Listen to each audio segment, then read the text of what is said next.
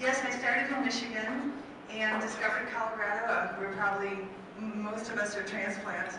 And I retired from teaching school, 30 years, and I've taught around the world.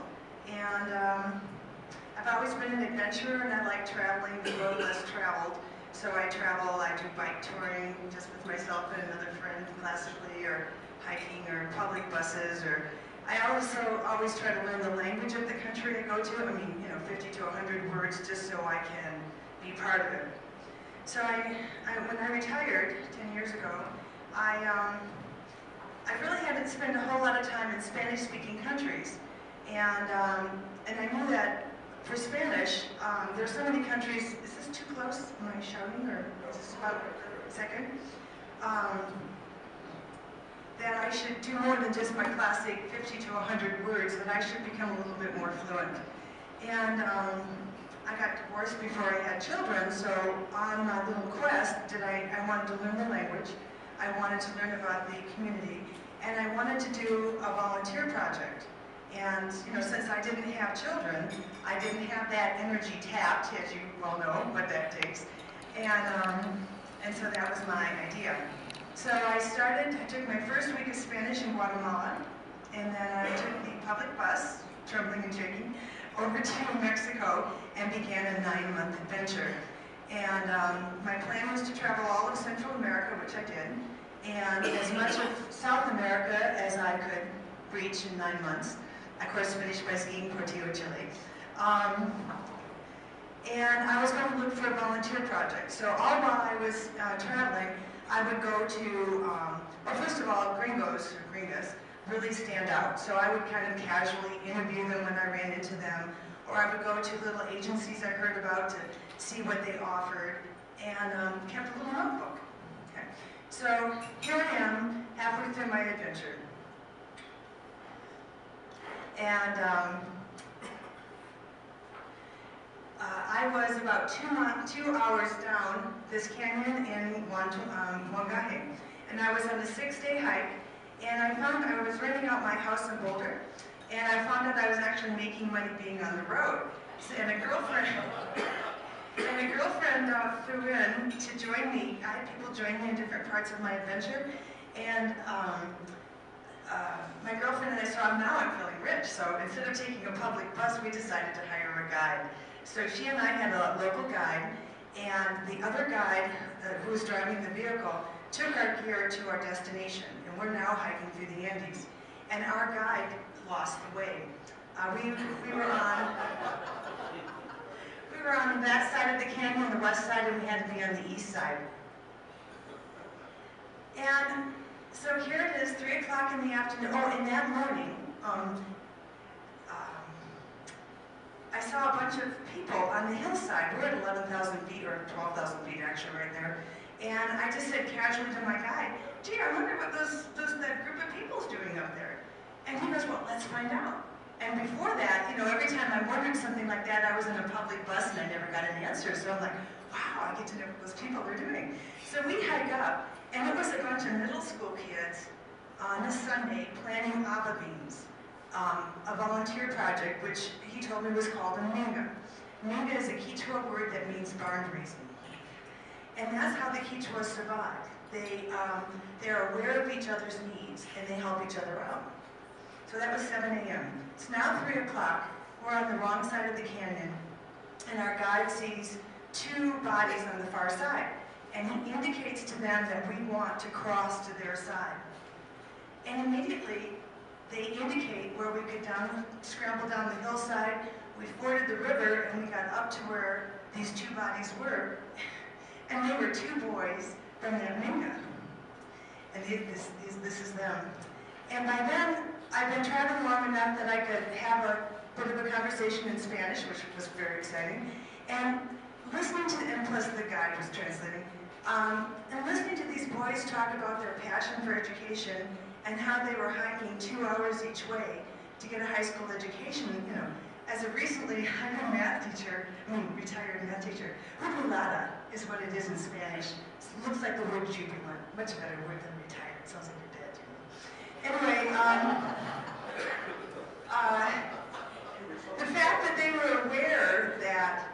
some adults were having trouble and helped us, and then waited for us to get to them, just, blew me away. So we're going along, and they were telling me how they were only able to go to school on Saturday because they had to work the fields Monday through Friday. And they were walking to that community of Wangahe 2 hours each way to get these lessons on Saturday. The one boy, Pedro, wants to be a doctor, and they were just sweethearts.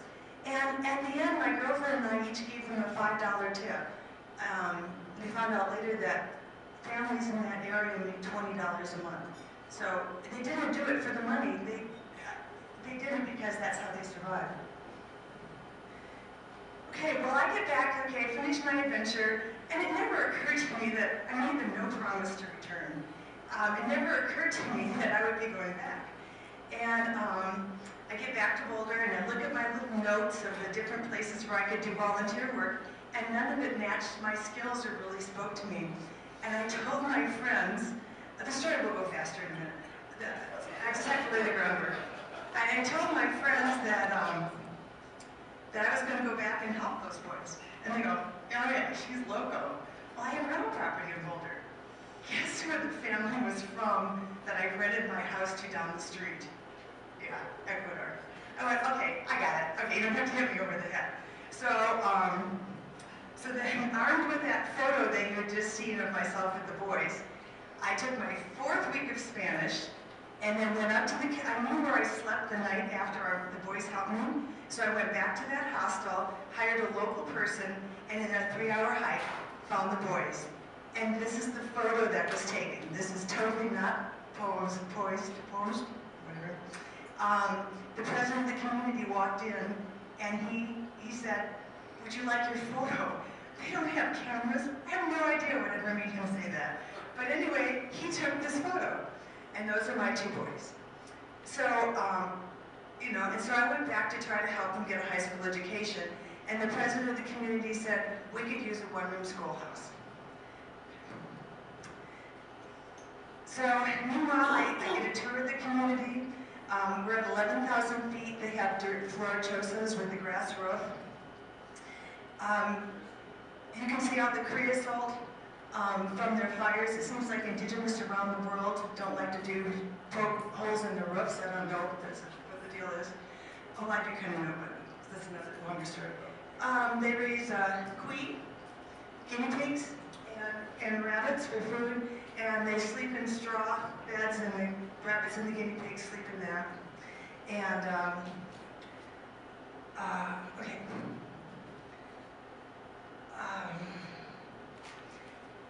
So then I came back to Boulder, and I just, I was driving east. Back then it wasn't called blogging. I was doing e-stories about my adventure, and it was around Christmas, and I got $4,000 from my friends unsolicited. And so what was going to be a 1-room schoolhouse became something larger. And I had bought them 25 quintales of cement to make block, and here we are now putting the school together. Of course, they have the Catholic Church, and their 1-room schoolhouse. The larger room, at that time we were 2.5 hours away from the county seat, and now that we moved closer, but it's only an hour and a half now, because the president of my community, who wants to be alcalde, wants to be mayor, so he's a visionary, and he doesn't just want stuff for his community, he wants stuff for everyone, has worked with the now president of about 5 years. For a while we were changing presidents every year, and they've actually improved the roads. So now we're only an hour and a half away from the county seat. But I figured I would have to have bedrooms for my teachers to sleep in. And so one of the critical rooms, so we just have 2 bedrooms, a sitting room, and a shower. I'll get to the shower in just a second. And why the shower was so important. And so here's so we started the project in October, and in September of '04, all the kids painted it. They just loved doing that. They could never afford glass like that. Each painted glass is like $1. They could never do that. And they're making the putty soft to put the panes of glass in. And whenever I can find a volunteer, I snag them. So if you ever want to go with me, I'm going to April, you can come along with. And I brought Magic School Bus books, El Autobus Mexico, and this little girl is reading to them. And I how everybody is. So this is the one-room school building, and we have an inauguration dance. And they were very excited about this day to have actually a proper schoolhouse in their building. Okay, so we started education, and I guess I probably thought at that time, I was checking the little box of doing my good deed, you know, got me my little way to heaven, and I was done. But oh no, that was 10 years ago, I'm not done. And so the kids are getting sick in school. So it's now a few years later, and I approach on a auspicious day, the 13th of June, Engineers Without Borders, to see if I couldn't get that little shower that we built working. What happens is the water was not consistent. They have a flash heater, and so people would get scalded. Or I actually had the doors to the shower open to the outside, so the whole community could use it, not just the theoretical 2 teachers who would be staying overnight in that building. Engineers Without Borders said, for Sean, just getting one little shower working, we'll just do a whole watershed potable system for you. So this was my first group. I did get, just for those, I do my due diligence. Before we built the school, this is what I wanted to tell you. I did meet with the local Department of Education because I thought, I'm not going to put my time and energy and the energy of my people. The Quechua, they do all the labor for free. We don't pay for labor. And I just have to supply the materials. I want to make sure we have a teacher because I don't want that one-room schoolhouse to be empty. And I finally got the piece of paper saying that they would provide a teacher. And I'll give you the update on that in a second. And then this is one of my new families members in Ecuador, and her dad happens to be a civil engineer. So we had an Ecuadorian engineer with us on site before we started the system. We have a water rights document. Engineers Without Borders have now been there about 15 times. They normally go about twice a year. And one of the guys did the reusable tank form that we use for the potable water system. We've taught plumbing lessons. And you know, you think about doing the trenching, this is volcanic soil, so it is soft. But if you had to do that trenching on your own, that would be a drag. But when you do it with your friends and everybody has to do their 10 feet of trenching to bury the PVC, and they're teasing, and you're sleeping on the job, and the Engineers Without Borders come by with a stick and it's marked at 75 centimeters, and they poke it in the hole, and you know, I don't know, they make it fun. The Quechua are really amazing people. And so we also got compliments of these 2 Engineers Without Borders, Denver chapter. We have a group of ambientalists that are teaching the kids how to do a water project, the importance of water, collecting rain data, not burning the forest, and so on. And so when you tell them in the previous day, when you say, okay, tomorrow we're going to work in such and such an area, we need to clear the ground to do a portable water tank, the people show up with their acidones, with their hose, and in 30 minutes, they can clear out a site and get that level. I just don't know how they do it. And just amazing. And they're separating the rock, and there you can see the reusable tank form before we've removed it. And nobody shirks their duty. Nobody says, oh, I have a baby, or I'm sick, I'm too old, I'm too young. Everybody just helps. And if everybody does, you know how it is. This is how Rotary is. Everybody pitches in and helps, and you make a big project little, and you make it fun. Okay, well, here's that shower. Again, this was not posed. Inside the teacher's apartment, we also have a little sink. They've never had indoor taps.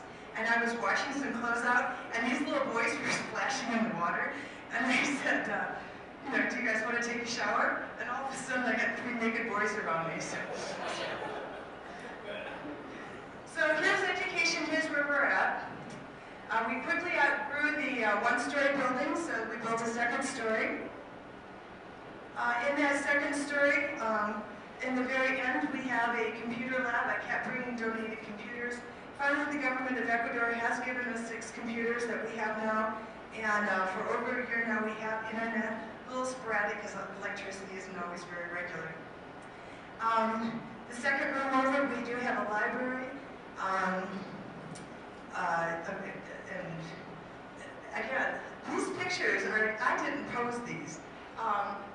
They got those books and they had never seen books like that before. They just opened them up and that was just what I had there. It was like fabulous. Okay, we outgrew that building. So now they're getting better skills because when the Engineers Without Borders come, first of all, we do have a board of directors for the potable water. We've started irrigation water, we have a board of directors. I really believe that there's no free lunch. And I agree with Ned Breslin of Water for People. He says, you know, yeah, you might do sweat equity to build this system, but you forget that you did that. But if you have to pay that monthly fee, then you're going to respect what you have a little bit more. And so the people, I hold them accountable, and I check their books every time.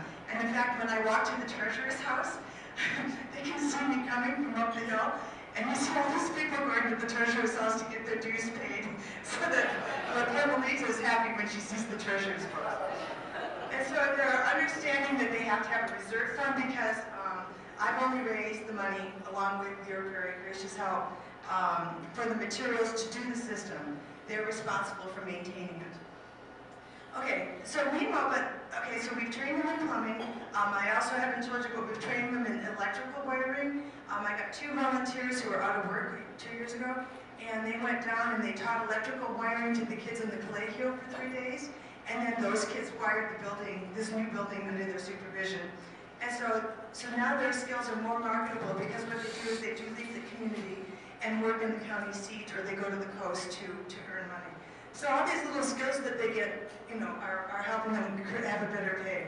So in our new building, we do have, this is a shower like you'd have in a rec center, you know, 4 heads around a post. But I knew the women wouldn't like that, so we have 2 private showers for them to go in with their babies. Down this hallway, we have a medical room, we have a tool storage room. Over here is the kitchen, and they finally have a large meeting room that's also a cafeteria that also doubles as a classroom. And it's, again, we went to Ecuadorian engineers. We are in a earthquake area so that we can, in the future, do a 2nd story, and it should be able to handle all of that.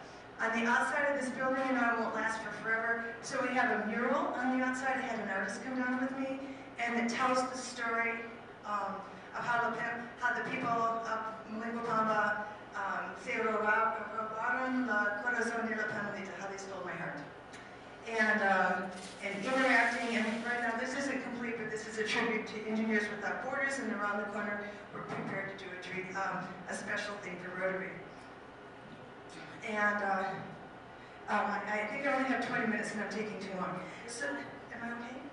I'm okay? Okay, thanks. So, when the X's are, those buildings did not exist. When I came on site here, we just had the church and the one-room school. And meanwhile, the president of the community, he built, oh, he's brilliant. I would never still be there if it weren't for Paulino. He built this little housey down below. He planned ahead. He built a 2nd story, so if you come with me, you'd be staying in this hostel. We shamed the government of Ecuador into building us a proper elementary, and it's 2 rooms, and right now they're working on the 2nd story of that. This is my 2-story building, and the star is where the new building went. I'm an elementary teacher, and teaching kids up to about age 9. After age 9, they just got bored and went away. Right now, 10 years later, we have 14 teacher or teacher assistants, and 11 are paid for by the government of Ecuador. Every time I go down there, I fight with the local Department of Education to give us another teacher. So when I started, this was my first class of 8th graders, and in April 2010, we had our first graduating class. And she's my star, and 4 of these kids are attending university. On my trip in April, I'm going to be taking my current top 2 grades on a field trip to also see CENTRO, which is a vocational school, because I want them to know that it's not just universidad that you have to aspire to. And these are some of the areas that they're studying. Okay, oh, I already told you about the electrical, and so this is, they first got some classroom lessons in electrical before they wired the building. And we didn't have a proper ladder. Is this trust or what? Holding onto this ladder so they could wire the building. And so some of the other things we've done, I had to tell you about the organic farming. I don't know if you know Eden Recorder of the Winter Park Fraser Valley Club, but he's been to Ecuador. He just came back his 5th time, I think. He's 6'4". It's not trivial for him to travel down there. He networked with one of my friends down there, and she's a permaculture Nazi. You know, she likes to do things for Mother Earth, right? And she mentioned about this organic farm, which I knew about, but anyway, he went, this is why I like volunteers, because they see things through different eyes than I do, and said, I get those women would like to go to that organic farm. It wasn't set up for training lessons or anything, just out of the box. So they met with the director of that farm, and we've sent 37 of our women to this organic farm, which I'm thinking, these people farm, why do they want to do that? But these women got to go. They only brought their baby if they were lactating, which of course they all were, but they got to sleep, they got to go out of their community, sleep in a place that had sheets on the bed, running hot water, tiled bathrooms. Somebody else cooked their dinner for 2 nights, and got these lessons, and as a reward they got seeds. And then when they came back, they all planted little private gardens, and they grew all this new stuff they didn't know how to fix. So then I got, again, compliments of Eden. He raised the money and gave them nutrition lessons. And all these women are so proud of what they're doing. I don't know, I just have to tell you that. We gave lessons. I had volunteers a year ago. A high school student who's studying to be an EMT, and she's taking Spanish 4. I had her write a PowerPoint program in first aid. Now she only speaks Spanish and Granny, so, but she had the outline, right? And so then the people in the community helped her do that. And plus, remember Pedro, who was 17, who's now 25. He's in his last year of school, and he is brilliant, and he's taken all the first aid courses, so he did a lot of that. Family planning, I also started last term. Again, helped with this 18-year-old girl. And, the kids, adult education. My students in the colegio have the parents come, and they do adult ed classes for them. I'm a sewer, so I've gotten, Boulder Weavers Guild has donated fabric and yarn, and I give sewing lessons, trying to do micro businesses. That's one of my weakest areas, is not getting the micro businesses going. And erosion control is really huge. We just started that. About a year ago, the kids in my school started from seed and cuttings, 6,000 plants. And in October, the subgroup of Engineers Without Borders started erosion control. Erosion control is so big on so many levels. A watershed area, right, it goes uphill to down, right? The bus cannot go to half of my area because of the erosion. And the people, I didn't know how they would take it. After we left, they didn't get all the plants planted, and we had erosion blankets, and we had a guy who taught them step pools and check dams and all that stuff. They continued on the project without our supervision. How exciting is that? So medical and health, when I was first there, I have some friends who are dentists, and they gave me some boxes of toothbrushes, and when I passed out toothbrushes, they went, "Como Navidad." It's like Christmas for a little toothbrush. Now they all have toothbrushes, and the teacher, this is not posed. I'm sorry, I swear to God. And she has them brush their teeth every day after lunch. And this is the first aid lessons. This is my 18-year-old. She's now a sophomore in university. And this is Pedro. He's giving her lessons. He totally knows about using gloves, yada yada.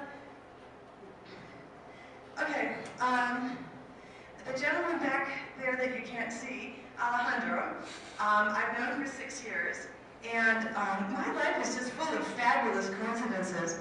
And ran into him about 6 months ago, and the timing was just right. And I have to tell you, working with Engineers Without Borders, they now have 3 subgroups. They have the potable water, the irrigation, the erosion control. New people come on board, they need information, and having a volunteer webmaster was not working. And this is Alejandro, and I just signed a contract, and he's going to redo the webpage. And so it'll have the same name. Escuela is Spanish for school. And do you guys remember what Minga is? Volunteer work, or fundraising. And so escuelaminga.org is our website. And actually, Ecuador TV came, so if you want to listen to Ecuadorian Spanish, you can click that link. He'll probably have the old website is still up, but a new, better one with more links and more information will be coming. These are two of my students. Both of these students are now attending university, and my normal pitch is just to tell you that $60 a year pays for their education to go to my colegio, $150 a month to go to university. Oh, I check, talking about due diligence, to check, before they get their scholarship money, I have their cedulus, which is a social security number basically, and I go online and I check their grades. And then if their grades are all good, I write them a little note and send them the full 150 scholarship. The grades are, they get a little note, a little aviso that I'm going to bring it down. I had one boy go down to 0, and he was studying to be a kindergarten teacher. And he went right back up, he got back up to the 150, got his grades back up. We really need to have kindergarten teachers from the community come back in. Global grant, am I talking about global grant? Okay, the quick thing about global grant, I don't know, am I supposed to talk about that or not? I know that this has been an impact as far as financing the project. I don't know that Alan is the expert in that area. Right, so we don't want to go. Okay, I have to tell you, okay, so what's basically happened is this project has taken control of my life. I'm no longer, the captain of my own ship. And so we've done community development in our watershed area. When I was there in Ecuador, oh shoot, this is going to bring, okay, I'm sorry, I didn't do this in order, but okay. So when I was there in April, 25 people from the adjacent community walked an hour and a half to ask if I would help coordinate portable water for them. Engineers Without Borders last May voted 100% to do the design. They love working with the Quechua. Okay? They walk their talk. So then it's my job to get the money. Then I hear about these global grants. And I have to tell you, $30,000, or it's actually $35,000, I think, is a lot of money to be in charge of in a new community where you don't know the leaders. Palmino has been magic in our watershed area. I don't know the leaders in the adjacent community. So I've been like, no, this global grant is not for me. I mean, it's really my philosophy because it is community and everything wraps together. But I don't want to be in charge of that kind of money for a new community. And Eden, my champion retiring out of Winter Park, Fraser Valley, said he wouldn't tie it in with phase 2 of potable for our watershed. So, but now Eden is folded. So now I'm on the page. So I'm like, yeah, okay. So if some of this 35,000 can go for the potable, people will always be motivated to do the potable. But it's the other stuff I didn't want to be, that's a lot of money. But now I'm all about it. So I'm on board. And so there are 6 areas of focus that global grants have to address. And our project can address 2 of them. Water and sanitation, and sanitation and Minga. And basic education and literacy, which we're doing very well in. Okay, so now that I've said that, what do you think this whole structure is? Something every school needs. Composting toilet. The purpose of the bottles, this is Jean Brown's idea. She's that permaculture Nazi. You take the wine bottles, you fill them with water. When the sun comes up, it heats the water, so inside the building is warm. You put a clear roof, so it's warm. Then these are the 2 storage areas. You just use one hole at a time. We've already harvested the compost from one of them, so they can actually see how it works. The kids on Mondays have to bring a bag of dried plant material, so after you do your business, you can throw your stuff down there. And in the front of this, I'm a master gardener, which is neither here nor there, but in the front of this is a greenhouse area. We're at 11,000 feet. There's lots of stuff you can't go to 11,000 feet, even in Ecuador. So actually, several of the people in the community have built their own for their own personal family's use. So this is something I'm really keen to move forward on. These are the 25 people from Montalona who walked over and asked if we would do a water system for them. And what do I have in here? This is a quick summary of what EWB has done for us. It's a fabulous partnership because in my mind, EWB is doing the designs for the water projects. My foundation, along with Rotary, raises the money, and the people do all the labor for free. And these are the kids, aren't they to die for? And so, it's hard for me to not go there twice a year, but I have Alex who's going to start helping me, and so this is all great. So we're a global family, and I'd like to thank you so much for listening. We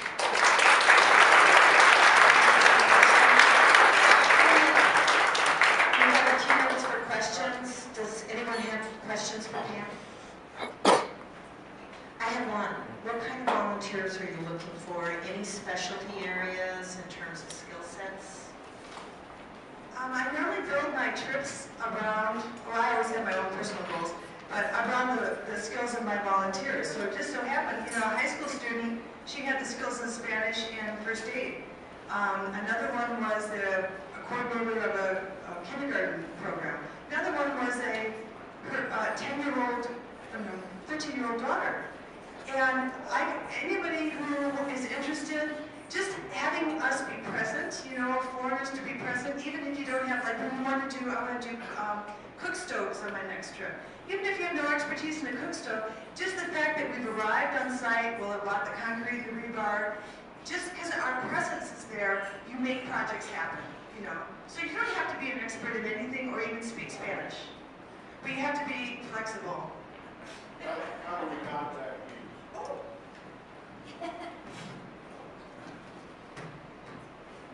I have a few business cards, and I did bring a list of, and I am really amazed. Sometimes I think I'm drinking this. I brought a list of accomplishments by each visit. As I said, I thought there were only like 10 or 15 people here, so I didn't. I'm not properly prepared.